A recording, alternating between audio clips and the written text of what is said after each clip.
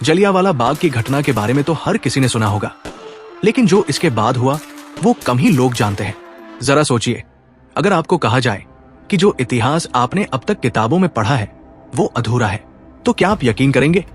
केसरी 2 एक ऐसी फिल्म है जिसे देखने के बाद शायद आपकी सोच हमेशा के लिए बदल जाए, क्योंकि ये वो कहानी है जो हमें कभी बताई ही नहीं गई। किताबों में हमें सिखाया गया कि हमें आजादी अहिंसा से मिली, बिना खून बहाए गांधी जी के शांतिपूर्ण आंदोलनों से। लेकिन क्या ये पूरा सच था? अगर आप उन हीरोज के बारे में जानना चाहते हैं जिन्होंने न सिर्फ अंग्रेजों की क्रुएल्टी को देखा बल्कि उसे दुनिया के सामने लाकर खड़ा कर दिया, तो ये वीडियो आपके लिए है। साल 1919 था। भारत ब्रिटिश शासन के तहत बहुत समय से एक्सप्लॉयटेशन और रिप्रेशन झेल रहा था। भारत ने वर्ल्ड वॉर 1 के दौरान ब्रिटिशों की बहुत मदद की। करीब 1.3 मिलियन भारतीय सैनिकों ने ब्रिटिश सेना में भाग लिया और वॉर मटेरियल, पैसे और अनाज भी भेजा।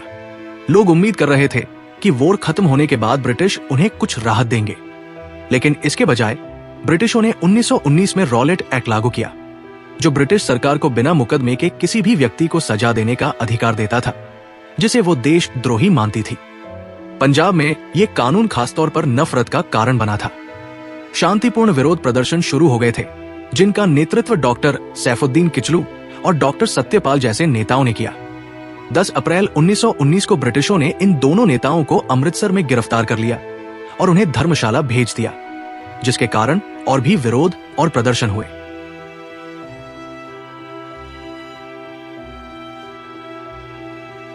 तेरह अप्रैल 1919 बैसाखी का दिन था। पंजाब और सिखों के लिए बहुत खास त्योहार। आसपास के गांवों से हजारों लोग अमृतसर आए थे।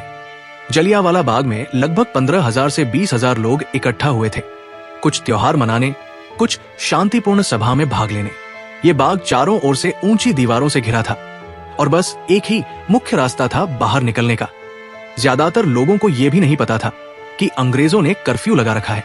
शाम करीब 4:03 पर ब्रिगेडियर जनरल डायर 90 सैनिकों के साथ बाग में आया। 50 सैनिकों के पास बंदूकें थी। बिना किसी चेतावनी के डायर ने सैनिकों को गोलियां चलाने का आदेश दिया। लगभग 10 मिनट तक 1650 गोलियां चलाई गई।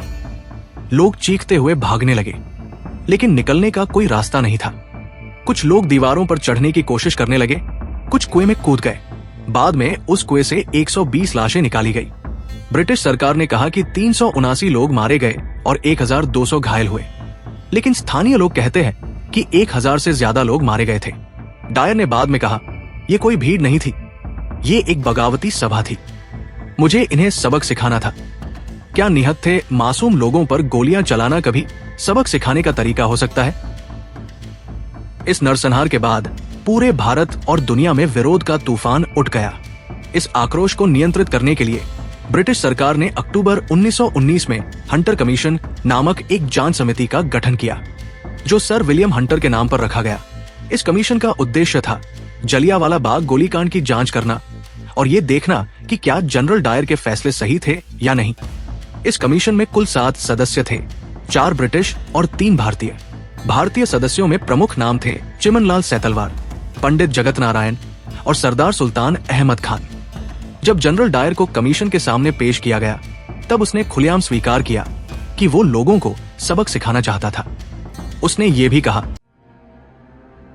It was my duty to punish them. My idea was to make a wide impression throughout Punjab. It was not my job to disperse the meeting, but to punish the Indians for gathering. I have no regret. I did it for the good of the empire. General Dyer ने यह भी माना कि उसने न तो चेतावनी दी, न ही कोई नोटिस जारी किया और न ही कोई आपातकालीन परिस्थिति थी जो गोलीबारी को जरूरी बनाती। फिर भी हंटर कमीशन ने केवल जनरल डायर की निंदा की, यानी उसने कहा कि डायर ने जो किया वो अनुचित था, लेकिन उस पर कोई कानूनी कार्रवाई नहीं की गई। ना जेल, ना मुकदमा, ना सजा।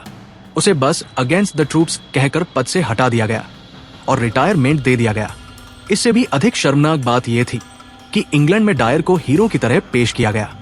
ब्रिटिश मीडिया और जनता के एक वर्ग ने डायर की जमकर तारीफ की। उन्हें लगा कि डायर ने भारत में ब्रिटिश सत्ता की रक्षा की है। लंदन के अखबारों और संगठनों ने उसके लिए स्वॉर्ड ऑफ ऑनर नाम से एक डोनेशन कैंपेन शुरू किया। इस अभियान में लगभग 26,000 पाउंड इकट्ठा किए गए और उसे एक भव्य तलवार के साथ सम्मानित किया गया। 13 अप्रैल 1919 को जब जलियांवाला बाग में निहत्थे लोगों पर गोलियां बरसाई जा रही थी, तब एक 20 साल का नौजवान बाग के एक कोने में मौजूद था। उसका नाम था उधम सिंह। उसने गोलियों की आवाज, चीखों और खून से सनी जमीन को अपनी आंखों से देखा था। उस दिन से उसने मन में ठान लिया, इसका हिसाब लिया जाएगा। उधम सिंह ने वर्षों तक खुद को तैयार किया।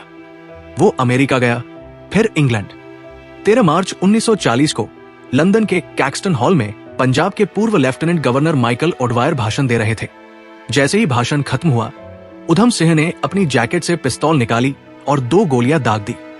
ओडवायर वही ढेर हो गया, वही शख्स जिसने जलियांवाला बाग के जनरल डायर के फैसले का समर्थन किया था और उसे संरक्षण दिया था। 31 जुलाई 1940 को लंदन की पेंटनविल जेल में उधम सिंह को फांसी दी गई।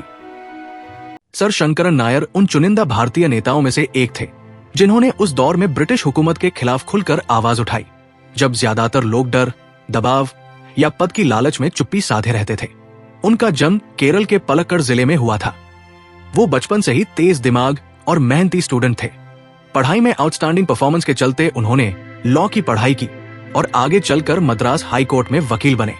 उनकी योग्यता और निष्ठा के कारण वे जज के पद तक पहुंचे। इस भीषण नरसंहार के बाद भी ब्रिटिश सरकार ने कोई कड़ी कार्रवाई नहीं की। न तो जनरल डायर को सजा मिली, न उसे गिरफ्तार किया गया और न ही घटना की निष्पक्ष जांच करवाई गई। इस अन्याय को देखकर सर शंकरन नायर ने वायसरॉय की काउंसिल से तत्काल इस्तीफा दे दिया।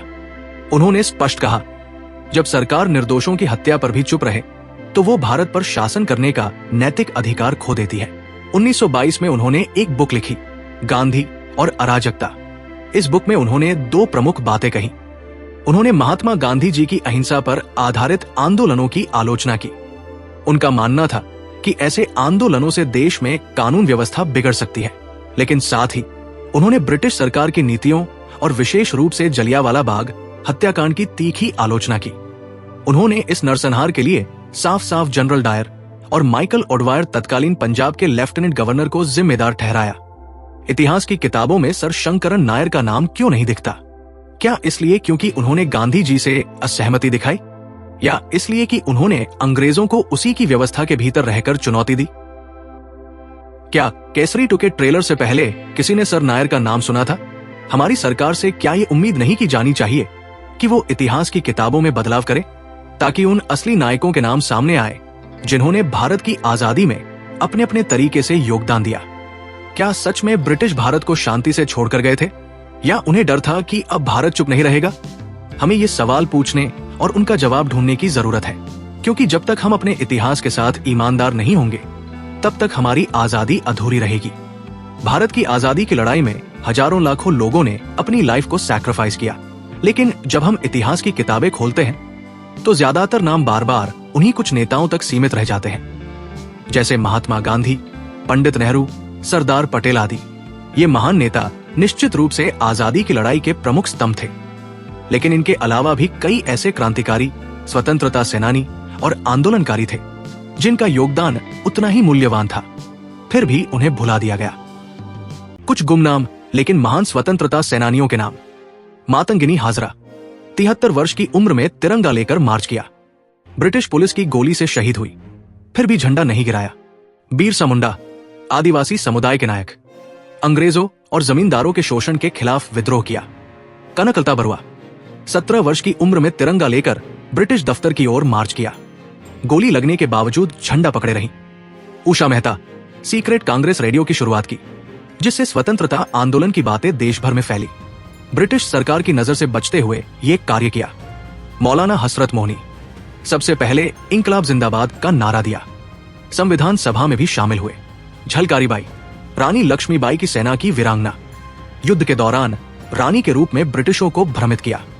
उधम सिंह जलियांवाला बाग के बदले में जनरल डायर के संरक्षक माइकल ओडवायर की लंदन में हत्या की, सही मायनों में प्रतिशोध का प्रतीक। वीर नारायण सिंह विद्रोह में अग्रणी भूमिका, गरीबों में अनाज बांटने के कारण अंग्रेजों ने फांसी दी। अल्लूरी सीताराम राजू अंग्रेजों के खिलाफ आदिवासी गुरिल्ला युद्ध का नेतृत्व किया, जंगलों के गांधी के नाम से प्रसिद्ध।